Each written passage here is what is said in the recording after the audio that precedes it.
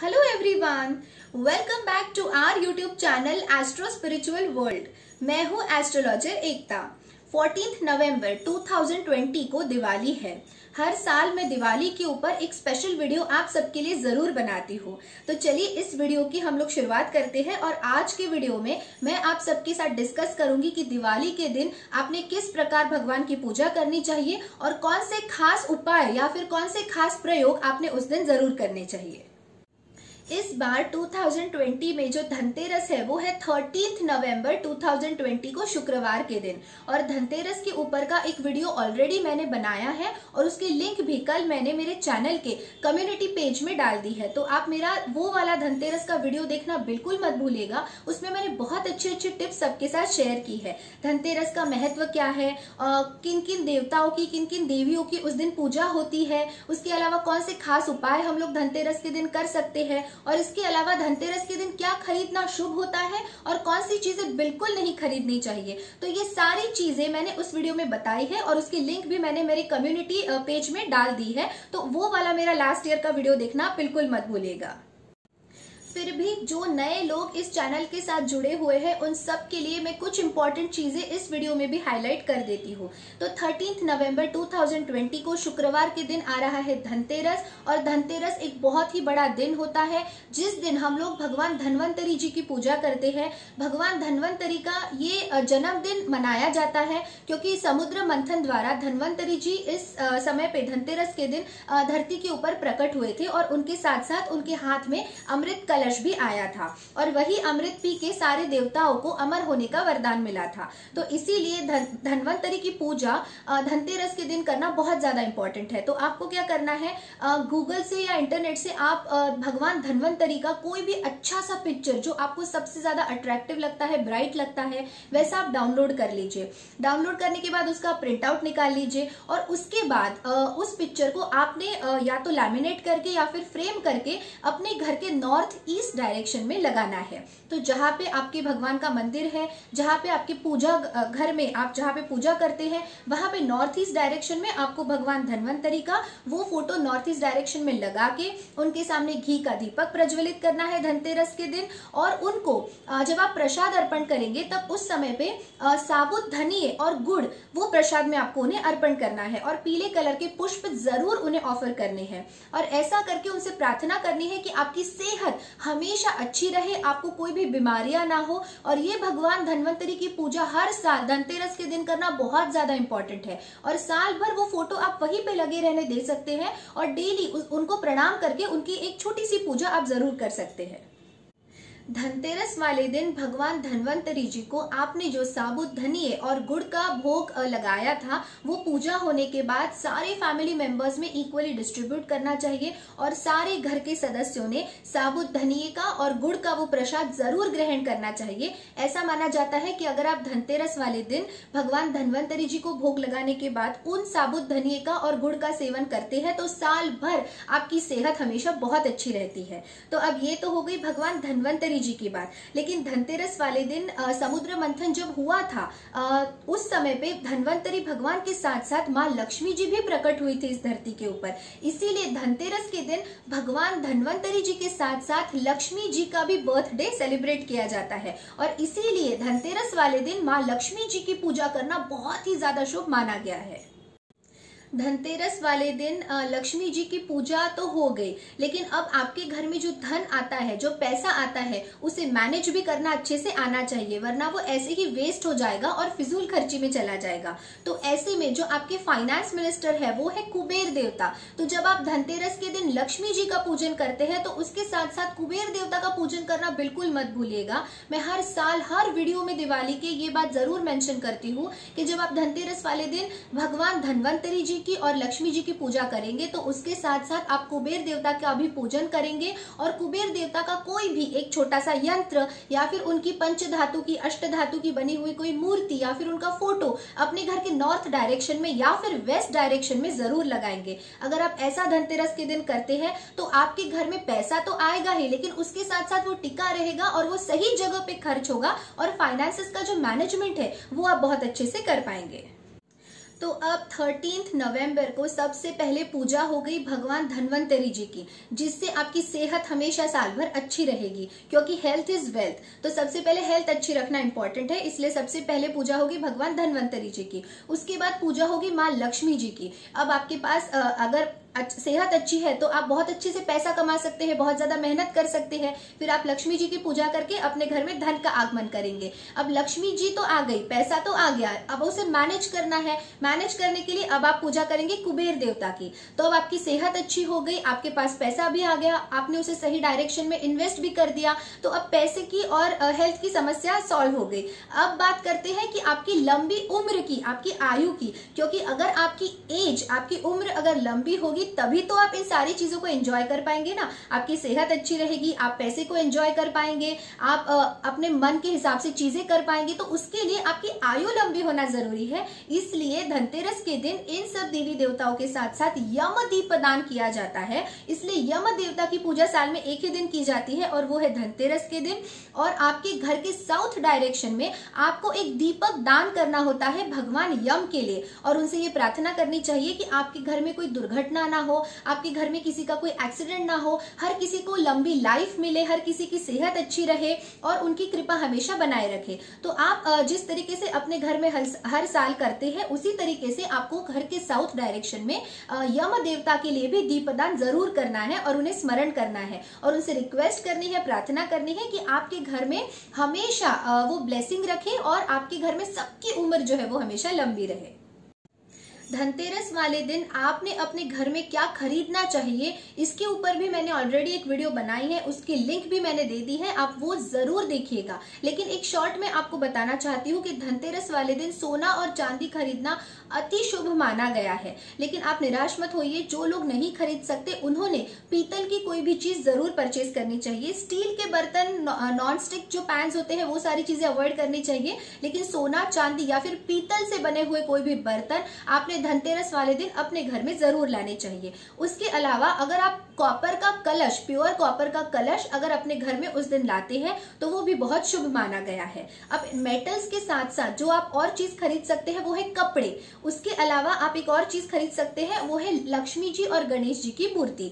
And ideally वैसे भी धनतेरस के दिन ही लक्ष्मी जी और गणेश जी की मूर्ति अपने घर में लाई जाती है। तो जितने लोग हर साल अपने घर में नई मूर्तियां लाते हैं लक्ष्मी जी और गणेश जी की, तो वो आपको लानी है धनतेरस वाले दिन। इसके अलावा धनतेरस के दिन अनाज खरीदना बहुत शुभ माना गया है और अनाज में भी गेहूं बहुत ही ज्यादा अच्छे माने गए हैं। तो आप अपने घर में या तो पूरी ग्रोसरी ला सकते हैं, पूरा अनाज ला सकते हैं, या फिर नहीं पॉसिबल तो कम से कम 1 किलो, 1.25 किलो, 10 किलो, जो भी आपकी मर्जी हो, गेहूं उस दिन जरूर अपने घर में लाइए। उसके अलावा झाड़ू परचेज करना भी बहुत शुभ माना गया है, क्योंकि झाड़ू आपके घर से पूरा कचरा, पूरी नेगेटिविटी, पूरी दरिद्रता बाहर निकालता है और इसीलिए झाड़ू भी धनतेरस के दिन परचेज करना अति शुभ माना गया है। इसके अलावा जो साबुत धनिये होते हैं वो, उसके बाद नमक, उसके बाद केसर, ये भी सारी चीजें धनतेरस के दिन अपने घर में लाना अति शुभ माना गया है। धनतेरस के दिन माँ लक्ष्मी जी को प्रसन्न करने के लिए जो छोटे छोटे उपाय करने हैं वो मैं जल्दी से आपको बता देती हूँ। सबसे पहले आपको धनतेरस की शाम को अपने पूजा घर में, जहाँ पे भी आप पूजा करते हैं, आपके घर के मंदिर में आपको 13 मीठे तेल के दिए जलाने हैं। यानी 13 जो आपको दिए जलाने हैं वो जलाने हैं तिल के तेल के, और ऐसे 13 दिए आपको भगवान की तरफ मुंह करके जरूर जलाने हैं धनतेरस की शाम को। इसके अलावा आप एक और काम कर सकते हैं, येलो कलर के एक छोटे से कपड़े में आपको 13 पीली कौड़ियां लेनी है। पीली कौड़ियां भी किसी भी पूजा के शॉप में बहुत ही आसानी से अवेलेबल हो जाएगी। तो पहले पीली कौड़ियों को आप गंगा जल से साफ कर लीजिए और पोंछ लीजिए। उसके बाद एक येलो कलर के कपड़े में 13 पीली कौड़ियां रखिए। सारी कौड़ियों को केसर का तिलक कीजिए। केसर या फिर अष्टगंध का भी चलेगा, जो केसर युक्त अष्टगंध होता है उसका प्रयोग आपको करना है। तो आपने 13 की 13 पीली कौड़ियों को तिलक करने के बाद उसके अंदर एक लोटस का पिंक कलर का फ्लावर आप रख दीजिए और उसकी एक छोटी सी बांध के पोटली बना लीजिए और वो भी आप पूजा घर में उस दिन रख दीजिए। और जब आपकी दिवाली की पूजा कंप्लीट हो जाएगी तब तक वो पोटली वहीं पे रहेगी, और जब दिवाली की पूजा फिनिश हो जाएगी उसके अगले दिन आपको वो पोटली ले जाके रख देनी है अपने लॉकर में या फिर अपने धन स्थान में। अगर आप ऐसा करते हैं तो साल भर लक्ष्मी जी की कृपा आपके ऊपर बनी रहेगी और पैसों की कभी भी कमी नहीं होगी। एक और छोटा सा प्रयोग मैं आपको बताती हूँ जो आप धनतेरस वाले दिन जरूर कर सकते हैं। आपको क्या करना है, 13 धनतेरस वाले दिन 13 आपको गोमती चक्र लेने हैं। गोमती चक्र लेने के बाद उनका पहले गंगाजल से अभिषेक करना है और उन्हें साफ कपड़े से पोंछ लेना है। उसके बाद एक येलो कलर के कपड़े में आपको वो 13 के 13 गोमती चक्र रख देने हैं। उन सारे गोमती चक्र को आपने अष्टगंध का तिलक लगाना है, उनके सामने से धूप बत्ती या अगरबत्ती दिखानी है और उसके बाद उसमें एक गुलाब का फूल रख देना है। और अगर हो सके, अगर अवेलेबल हो तो आप 13 उसमें कमल गट्टे भी डाल सकते हैं और 13 कमल गट्टे और 13 गोमती चक्र को येलो कपड़े में बांधकर आप धनतेरस वाले दिन अपने पूजा घर में रख दीजिए। दिवाली के अगले दिन ये जो आपकी येलो पोटली है वो आप अपने हैंड बैग में या अपने वॉलेट में रख दीजिए। अगर वो आप अपने वॉलेट में रख के साल भर उसे कैरी करते हैं तो एक तो पहले आपको नजर नहीं लगेगी, नेगेटिव एनर्जी आपसे दूर रहेगी, बुरी जितनी भी शक्तियां हैं वो आपसे दूर रहेगी और उसके साथ साथ आपके पर्स में हमेशा पैसे बने रहेंगे। तो एक प्रयोग मैंने आपको बताया लॉकर में रखने के लिए, जहां पे आपको पीली कौड़िया उसकी पोटली बना के लॉकर में रखनी है और उसके बाद गोमती चक्र जो है उनकी पोटली बना के आपको अपने हैंड बैग में रखनी है। तो इस प्रकार आपके पर्स में भी एक पोटली रहेगी और आपके लॉकर में भी एक पोटली रहेगी और दोनों जगहों पे पैसे हमेशा आते रहेंगे। अब 13 नवंबर की दिवाली की पूजा तो मैंने आप सबको बता दी, लेकिन अब जो 14 नवंबर की जो मेन पूजा है लक्ष्मी पूजन, उस दिन आपको क्या करना है वो भी मैं जल्दी से बता देती हूँ। इससे पहले भी मैंने जो भी दिवाली के ऊपर हर साल वीडियोस बनाए हैं ये सारी बातें मैंने उन वीडियोस में भी बताई है, लेकिन फिर भी हाईलाइट करने के लिए और जितने नए लोग जुड़े हैं उनको एक बार फिर से बताने के लिए मैं आपको ये चीज बता रही हूँ। तो देखिए, हमारे हिंदू संस्कृति में जो है ना, ट्रिनिटी को वर्शिप करने का बहुत बड़ा पैटर्न है। यानी आप देखेंगे कि ब्रह्मा, विष्णु, महेश, इन तीनों की ट्रिनिटी को हम लोग वर्शिप करते हैं। उसके अलावा महालक्ष्मी, महाकाली और महासरस्वती, इन त्रिदेवियों को भी हम लोग वर्शिप करते हैं। उसी प्रकार दिवाली वाले दिन हम लोग जिनकी पूजा करते हैं वो है भगवान गणेश जी, माँ लक्ष्मी जी और उसके साथ साथ माँ सरस्वती जी। तो इन ट्रिनिटी को वर्शिप किया जाता है दिवाली वाले दिन। और अगर आप लक्ष्मी गणेश जी के साथ साथ अगर माँ सरस्वती जी का भी पूजन दिवाली वाली रात को करते हैं तो आप देखिएगा आपके लाइफ में क्या क्या चेंजेस आते हैं। तो आप उस दिन माँ सरस्वती जी का कोई भी एक फोटो या उनकी मूर्ति अपने पूजन में जरूर शामिल कीजिएगा। और जिस प्रकार आप हर साल दिवाली की पूजा करते हैं बिल्कुल सेम तरीके से आपको करनी है। ये सारी चीजें तो आपको पता ही है कि आपको घर की साफ सफाई करनी है, लाइटिंग्स लगाने हैं, दिए जलाने हैं हर जगह पे, आपके एंट्रेंस पे और आपके घर में, आपके बालकनी में, आपके विंडो में। आपका जो मेन डोर है, जो एंट्रेंस है, उसे बहुत अच्छे से डेकोरेट करना है। अपने घर के सामने थोड़ा सा गोबर लीपना है और उसके ऊपर रंगोली बनानी है। और उसके साथ साथ जब आप पूजन करने बैठेंगे तो आपको जो प्रयोग करना है वो है घी के दीपक का। तो एक बड़ा सा घी का दीपक आप ले लीजिए और उसमें आप बहुत बड़ी बाती लगा के फिर उसका आप दीपक प्रज्वलित कीजिए। और सबसे पहले पूजा होगी भगवान गणेश जी की। गणेश जी की पूजा में आपको क्या करना है, अगर आपके घर में चांदी या पीतल की मूर्ति हो तो आप उनका अभिषेक कर सकते हैं, लेकिन अगर मिट्टी की मूर्ति हो तो आपने क्या करना चाहिए, पहले साफ जल में, साफ पानी में आपको एक अच्छा सा फूल डिप करके वो पानी सबसे पहले भगवान गणेश जी के ऊपर स्प्रिंकल करना है। उसके बाद आपने पंचामृत जो है वो स्प्रिंकल करना है और उसके बाद फिर से साफ पानी से उनके ऊपर अभिषेक करना है या उनके ऊपर वो फूल से छिड़कना है। अगर आप ऐसा करते हैं तो इस प्रकार गणेश जी का एक प्रकार से अभिषेक हो जाएगा। जो मेरे इस चैनल के साथ लंबे समय से जुड़े हैं उन सबको पता है कि पंचामृत में क्या क्या चीजें ऐड होती है। पंचामृत में ऐड होती है दूध, दही, घी, शक्कर और शहद। ये सारी चीजें समान मात्रा में मिला के आपको वो पंचामृत बनाना है और उसका प्रयोग आपको लक्ष्मी पूजन वाले दिन यानी दिवाली वाले दिन देवताओं का अभिषेक करने के लिए इस्तेमाल करना है। अब देखिए, सबसे पहले गणेश जी का आपने अभिषेक कर लिया। जैसे मैंने बताया कि अगर चांदी या पीतल की मूर्ति है तो आपको उनका प्रॉपर अभिषेक करना है, यानी कॉपर की जो पूजा वाली थाली आती है ना, उसमें उनकी मूर्ति को लेके सबसे पहले गणेश जी का अभिषेक करना है। पहले साफ जल से, फिर पंचामृत से और उसके बाद फिर से साफ जल से, जिसे बोला जाता है शुद्धोदक स्नानम समर्पयामि। अगर आपकी मूर्ति मिट्टी की है तो आपको क्या करना है, फ्रेश फ्लावर लेना है और सबसे पहले साफ पानी उनके ऊपर छिड़कना है, उसके बाद पंचामृत छिड़कना है और उसके बाद फिर से साफ पानी उनके ऊपर स्प्रिंकल करना है। और ये सब अभिषेक करते हुए या तो आप भगवान गणेश जी के मंत्रों का खुद उच्चारण करेंगे, खुद जाप करेंगे, या फिर आप अपने मोबाइल पर उनके मंत्रों का आप जाप चला देंगे। गणेश जी की पूजा यानी अभिषेक हो जाने के बाद उनको अष्टगंध का आपको तिलक लगाना है। जो भी मैं अष्टगंध बताऊंगी वो केसर युक्त ही होना चाहिए, केसर का होना इंपॉर्टेंट है। भगवान गणेश जी को अष्टगंध का तिलक लगाने के बाद हल्दी, कुमकुम, सिंदूर और उसके साथ साथ अक्षत यानी जो अखंड चावल होते हैं वो भी उन्हें अर्पण करने हैं। उसके बाद 21 दुर्वा यानी दूब घास जो होती है वो 21 दुर्वा गणेश जी को अर्पण करनी है। और उसके साथ साथ रेड हिबिस्कस फ्लावर यानी जो लाल गुड़हल का फूल होता है वो भी उन्हें ऑफर करना है। और उसके साथ साथ गणेश जी को जिन प्रसाद का आप भोग लगाएंगे वो है 21 मोदक प्योर घी से, देसी घी से बने हुए, या फिर 21 जो बूंदी के लड्डू होते हैं वो, तो उनको अभिषेक करके उनकी पूजा करके उनको लड्डुओं का और मोदक का भोग लगा के सबसे पहले जो पूजा संपन्न करनी है वो है भगवान गणेश जी की।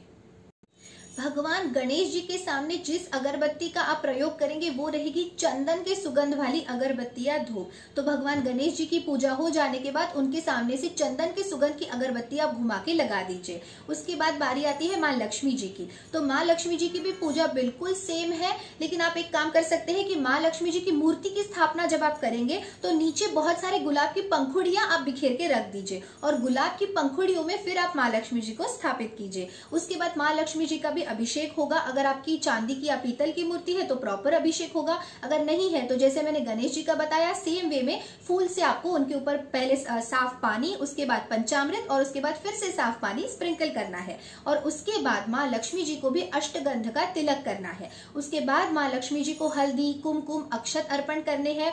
उसके बाद उनके सर के ऊपर या उनके पैर के पास आप लोटस फ्लावर रख दीजिए। वो जो लोटस फ्लावर रहेगा वो पिंक कलर का होगा। उसके साथ साथ गुलाब के भी फूल, गुलाब के भी पुष्प जो है वो आप उन्हें अर्पण कर सकते हैं। आप उन्हें गुलाब के फूलों की माला भी पहना सकते हैं या फिर गुलाब की जो पंखुड़ियां है वो भी उनके ऊपर आप ऑफर कर सकते हैं।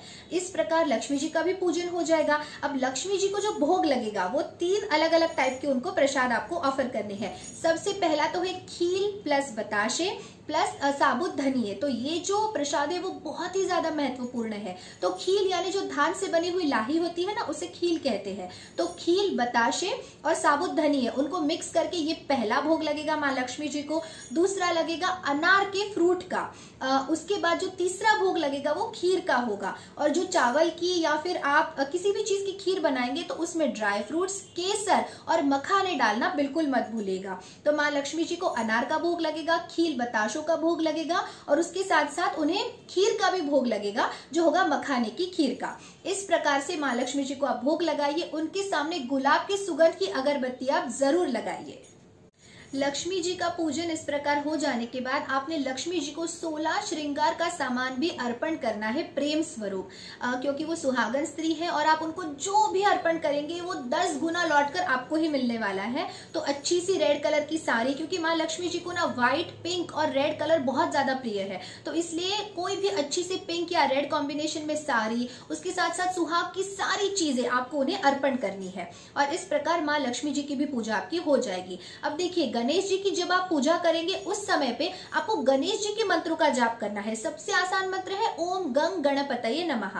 तो जब आप अभिषेक करना स्टार्ट करेंगे तब से लेकर गणेश जी की पूजा होने तक आपको ओम गंग गणपतये नमः इस मंत्र का जाप करना है। गणेश जी की पूजा हो जाने के बाद आपको गणपति अथर्व शीर्ष का भी पाठ करना है। अब इसके बाद जब आप लक्ष्मी जी का अभिषेक करेंगे उस समय पे आपको श्री सूक्त का पाठ करना है। उसके साथ साथ श्री सूक्त का हो जाने के बाद आप महालक्ष्मी अष्टक का पाठ कर सकते हैं। उसके बाद आप कनकधारा स्तोत्र का भी पाठ कीजिए। और उसके बाद प्रॉपरली जब लक्ष्मी जी की पूजा हो जाएगी तो कमल गट्टे की माला के ऊपर 108 बार आपको श्रीम नमः इस मंत्र का भी जाप करना है। और उसके बाद स्फटिक की माला के ऊपर आपको महालक्ष्मी च विद्महे विष्णु पत्नी च धीमहि तन्नो लक्ष्मी ही प्रचोदयात् इस मंत्र का भी 108 बार जाप करना है। अब लक्ष्मी जी की पूजा संपन्न हो जाने के बाद सरस्वती माता की भी आपको सेम प्रकार से पूजा करनी है। एक बड़ा सा घी का दीपक तो आपने ऑलरेडी प्रज्वलित कर ही दिया होगा पूजा स्टार्ट होने से पहले। तो उसके बाद जिस प्रकार आपने गणेश जी को चंदन की सुगंध की अगरबत्ती लगाई थी, जिस प्रकार आपने माँ लक्ष्मी जी को गुलाब की सुगंध की अगरबत्ती उनके सामने लगाई थी, उसी प्रकार माँ सरस्वती के लिए मोगरे की सुगंध की अगरबत्ती या धूप आपने लगाना चाहिए। और माँ सरस्वती जी की भी सेम वे में पूजा होगी, उनका अभिषेक होगा, उनको आप अष्टगंध का का तिलक करेंगे। उसके बाद उनको हल्दी, कुमकुम, अक्षत और कोई भी व्हाइट कलर का फ्लावर, स्पेशली मोगरे का फूल उन्हें जरूर अर्पण करेंगे। और मोगरे की सुगंध की अगरबत्ती भी आप लगाएंगे उनके सामने, और उसके साथ साथ कोई भी व्हाइट कलर की बर्फी या पेढ़े का या मिठाई का आप उनके सामने भोग लगाएंगे। और उसके बाद सरस्वती चालीसा का पाठ करेंगे। तो बेसिकली आपको भगवान गणेश जी की पूजा करते वक्त गणेश जी के मंत्रों का जाप करना है और गणेश जी के स्तोत्र का पठन करना है। गणपति चालीसा का भी आपको पाठ करना है। जब आप माँ लक्ष्मी जी की पूजा करेंगे तो माँ लक्ष्मी जी के तो बहुत सारे स्तोत्र हैं, जैसे मैंने बता दिया, श्री सूक्त है, महालक्ष्मी अष्टक है, कनक धारा स्तोत्र है, और उसके साथ साथ लक्ष्मी चालीसा। इन सारे स्तोत्रों का आपने पाठ करना है। और उसके साथ साथ ओम श्रीम नमः और महालक्ष्मी जी का दूसरा मंत्र, उसका भी आपको जाप करना है। और सरस्वती माता का पूजन हो जाने के बाद आपको सरस्वती चालीसा पढ़नी है, क्योंकि याद रखिए सिर्फ हल्दी, कुमकुम, अक्षत और फूल अर्पण करने से ही पूजा संपन्न नहीं होती, या सिर्फ आपने बहुत सारी मिठाइयां और फ्रूट्स उनके सामने रख दिए, बहुत सारे फूल उनको ऑफर कर दिए, तो उससे पूजा नहीं होती। आपका उनके साथ कनेक्शन होना इंपॉर्टेंट है। आप कितनी देर अपना इन्वेस्ट करके वहां पे बैठ रहे हैं, कितने भाव से, कितनी श्रद्धा से आप उनकी पूजा में लीन है, किस प्रकार आप अपने अच्छे प्रोनाउंसिएशन के साथ उनके मंत्र और स्तोत्र का उच्चारण कर रहे हैं, वो सबसे ज्यादा इंपॉर्टेंट है।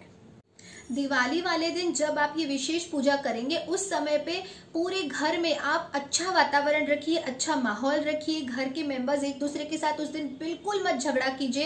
एक दिन आप लड़ाई बिल्कुल अवॉइड कर सकते हैं, एक दिन एटलीस्ट आप अपने गुस्से के ऊपर काबू जरूर कर सकते हैं। तो दिवाली वाले दिन, इनफैक्ट मैं तो बोलूंगी कि जैसे आज की एकादशी है, रमा एकादशी, तो आज से ही दिवाली स्टार्ट हो गई है। तो मेरी इच्छा है कि दिवाली जब तक है और उसके बाद भी कोशिश कीजिए कि अपने गुस्से के ऊपर कंट्रोल रखें और घर में झगड़ा बिल्कुल मत कीजिए। उससे माँ लक्ष्मी बहुत ज्यादा नाराज हो जाती है। जिस घर में झगड़ा होता है ना, उस घर में माँ लक्ष्मी जी बिल्कुल नहीं रहती। तो झगड़ा आप सबसे पहले अवॉइड कीजिए, गुस्से को कंट्रोल कीजिए, वो सिचुएशन छोड़ के चले जाइए थोड़ी देर के लिए, लेकिन आप झगड़ा कंप्लीटली अवॉइड कीजिए। उसके अलावा दिवाली की जितने भी अभी दिन चल रहे हैं, उन दिनों में ब्लैक कलर आप अवॉइड कीजिए। किसी भी तरीके से ब्लैक कलर के कपड़े मत पहनिए और घर में लाइए भी मत। इसके अलावा मैंने धनतेरस की वीडियो में बताया है कि कौन सी चीजें दूसरों को नहीं देनी है। तो जैसे चाकू, छुरी और नुकीली जो चीजें हैं वो भी किसी को गिफ्ट नहीं करनी है। उसके अलावा परफ्यूम किसी को गिफ्ट नहीं करना है, क्योंकि परफ्यूम जो है वो वीनस का कारक होता है, लक्ष्मी जी का कारक होता है। तो परफ्यूम किसी को गिफ्ट मत कीजिए। हैंकरचिप यानी जो रुमाल है वो भी किसी को गिफ्ट मत कीजिए। घड़ी किसी को गिफ्ट मत कीजिए। और माँ लक्ष्मी जी और गणेश जी की मूर्ति भी किसी को गिफ्ट में मत दीजिए इन दिनों में। अगर आपको देना ही है तो बहुत सारी मिठाइयां दीजिए, ड्राई फ्रूट्स दीजिए, अपनी बेस्ट विशेष दीजिए, ग्रीटिंग कार्ड्स दीजिए और शुभकामनाएं दीजिए। अच्छी चीजें दीजिए तो अच्छी चीजें आपको लौट कर आएगी, लेकिन ऐसी चीजें जो लक्ष्मी जी से जुड़ी हुई है वो आप दीजिए मत, क्योंकि ये जो समय है वो लक्ष्मी जी को घर में इनवाइट करने का है। तो ऐसे में आप परफ्यूम, रुमाल या इत्र, ऐसी चीजें जो है वो दीजिए मत किसी को, वो आप अपने घर में ही लाकर रखिए। दिवाली के दिनों में जब आप घर की साफ सफाई करेंगे, अपने शरीर की साफ सफाई करेंगे, तो उसके साथ साथ अपने मन की और दिमाग की भी साफ सफाई करना बिल्कुल मत भूलिएगा। और स्पेशली अपने दिल से, अपने दिमाग से किसी के लिए भी अगर गुस्सा है, ग्रज है, नेगेटिविटी है, तो उसे सबसे पहले बाहर निकाल दीजिएगा, क्योंकि उसकी सबसे ज्यादा तकलीफ आपको ही होनी है। क्योंकि इतना ध्यान में रखिए कि जो आप दूसरे को देंगे, जो आप यूनिवर्स में छोड़ेंगे, वही चीजें आपके पास 3 गुना ज्यादा होकर वापस आएगी। तो अब आपको ये तय करना है कि आपको दूसरे को गुस्सा देके अपने लिए नेगेटिविटी बढ़ानी है, या फिर दूसरे को शुभ आशीर्वाद देके, दूसरे के लिए अच्छा सोच के आपको खुद के लिए अच्छी चीजें अट्रैक्ट करनी है। तो अब ये तो बात होगी कुछ लॉ ऑफ अट्रैक्शन की या पॉजिटिव थिंकिंग की, जिससे आपका लाइफ अच्छी होगी।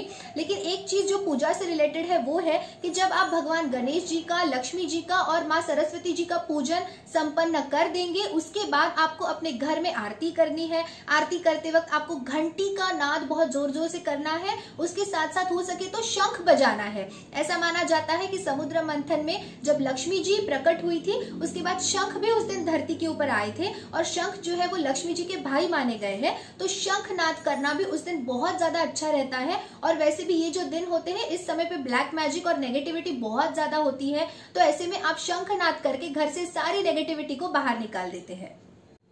दिवाली वाले दिन आपको घर की नॉर्थ और नॉर्थ ईस्ट डायरेक्शन को, यानी उत्तर दिशा को और उत्तर पूर्व जो दिशा होती है जिसे ईशान कोण कहा जाता है, उन्हें बहुत साफ रखना है। तो एक बार आप वहां पे फिर से पानी से छिड़काव करके वो जगह को क्लीन कर दीजिए। और वहां पे कोई हो सके तो छोटी सी रंगोली बना के उसके ऊपर एक दिया भी रख दीजिए, क्योंकि नॉर्थ डायरेक्शन से और नॉर्थ ईस्ट डायरेक्शन से ही आपके घर में धन, सुख और अच्छी सेहत आती है। और न्यू अपॉर्चुनिटीज भी नॉर्थ डायरेक्शन से ही आती है। तो नॉर्थ डायरेक्शन को स्पेशली दिवाली दिवाली वाले दिन जरूर साफ सुथरा रख के वहां पे एक रंगोली आप जरूर निकालिए। इसके साथ साथ लक्ष्मी जी का पूजन हो जाने के बाद उनके सामने आप एक छोटे से गुलाब के इत्र की बॉटल आप उन्हें अर्पित करके रख दीजिए और अगले दिन से उस गुलाब के इत्र को साल भर आप इस्तेमाल कीजिए। उससे आप अपनी लाइफ में बहुत सारा अबंडेंस, प्रॉस्पेरिटी, मनी और वेल्थ अट्रैक्ट कर पाएंगे। दिवाली वाली पूजा में आपको दक्षिणावर्ती शंख जरूर पूजा में शामिल करना है। उसके अलावा पूरे घर में आपको तिल के तेल के दीपक तो प्रज्वलित करने ही है, लेकिन उसके साथ साथ जगह जगह पे आपको घर के हर एक कोने में पिंक कलर की सेंटेड कैंडल्स भी बर्न करनी है, क्योंकि 2020 का ये जो राहु का साल है तो उसके हिसाब से उसको ध्यान में रखते हुए, दीपावली को ध्यान में रखते हुए और माँ लक्ष्मी जी और पैसों को ध्यान में रखते हुए, अबंडेंस, प्रॉस्पेरिटी, वेल्थ को ध्यान में रखते हुए पिंक कलर की सेंटेड कैंडल्स जगह जगह पे अपने घर में प्रज्वलित करना बहुत ही ज्यादा शुभ रहेगा। इसके अलावा दीपावली के पूजन में आपको नई डायरी, नया पेन और उसके साथ साथ नया वॉलेट या नई पर्स आपको जरूर रखनी है और अगले दिन से उसे इस्तेमाल करना है। दीपावली का पूजन जब आप करेंगे उस समय पे आपके घर का जो वातावरण है वो शुद्ध और सात्विक, पवित्र रखना बहुत ही ज्यादा इम्पोर्टेंट है। इसलिए आपको क्या करना है कि दिवाली की पूजा करने से पहले हो सके तो सनसेट के पहले ही, और अगर आप सुबह पोछा लगाते तो उस समय पे पूरे घर में नमक के पानी से आपको पोछा लगाना है। उसके बाद आपको क्या करना है, एक बॉटल में, कोई भी स्प्रे बॉटल जो होती है, स्पेशली ग्लास की रहेगी तो बहुत अच्छा है, लेकिन प्लास्टिक की भी चलेगी, तो व्हाइट कलर की ट्रांसपेरेंट स्प्रे बॉटल में आपको गंगा जल लेना है, उसमें थोड़ा सा गौमूत्र ऐड करना है और उसमें गुलाब जल ऐड करना है और चुटकी भर हल्दी ऐड कर देनी है। और ये सारी चीजें ऐड करके उन्हें अच्छे से शेक करके, मिक्स करके, उसके बाद वो जो स्प्रे है वो पूरे घर में उसका छिड़काव करना है। घर के हर एक कोने में, एंट्रेंस के ऊपर, अपने ऑफिस में, ऑफिस डेस्क के ऊपर, चेयर के ऊपर, बेडरूम में, भगवान की रूम में, उसके अलावा लिविंग रूम में, किचन में, बालकनी में, विंडो में, हर जगह पे आपको ये जो पानी है वो स्प्रिंकल करना है। इससे क्या होगा, कोई भी बची कुछ नेगेटिव एनर्जी जो आपके घर में होगी वो घर से बाहर निकल जाएगी, और अगर कोई नेगेटिव एनर्जी, नेगेटिव एंटिटीज अगर आपके घर में प्रवेश कर रही होगी तो वो भी वहीं पे रुक जाएगी। सो फ्रेंड्स, आई होप मेरा आज का ये दिवाली स्पेशल वीडियो आप सबको बहुत पसंद आया होगा। अगर ये यूजफुल लगे तो please don't forget to like, share, comment and subscribe. जितना ज्यादा मेरे वीडियो को आप लाइक करेंगे, शेयर करेंगे, उतनी ही पॉजिटिविटी आपकी लाइफ में आएगी, क्योंकि यहाँ पे बात मेरे वीडियो को शेयर करने की नहीं है, यहाँ पे बात है किसी को अप्रिशिएट करने की। अगर आप एक लाइक मुझे देंगे तो हजारों लाइक आपके लाइफ में रिटर्न होके आएंगे। अगर मेरा ये वीडियो पसंद आए तो इसे जरूर शेयर कीजिएगा, और ज्यादा से ज्यादा लोगों के साथ ये नॉलेज अगर आप शेयर करेंगे तो उनका भी कुछ भला होगा। अगर आप पेड कंसल्टेशन में इंटरेस्टेड है तो आप मुझे ekta.khotkar@gmail.com इस ईमेल आईडी के ऊपर अपना सवाल और अपनी डेट ऑफ बर्थ भेज सकते हैं। Thank you so much for watching my video. Stay tuned, take care, bye bye.